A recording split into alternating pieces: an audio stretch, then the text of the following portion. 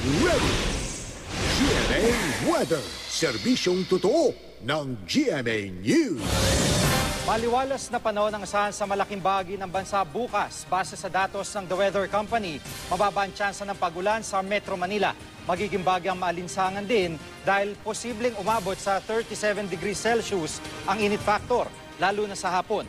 May posibilidad namang maging makulimlim at maulan sa Northern Luzon. Ayon sa Pag-asa, epekto pa rin yan ng hanging habagat. Dahil di sa habagat, posibleng umabot na mahigit 4 na metro ang alon sa northern seaboard ng Luzon. Delikado pang pumalaot dyan. Mas maaliwalas naman ang panahon sa iba pang bahagi ng Luzon. Magiging maaraw rin sa Visayas bukas, pero may tsansa ng mahinang ulan sa eastern section nito. Maganda naman sa posibilidad na mahinang pag-ulan at thunderstorm sa malaking bahagi ng Mindanao.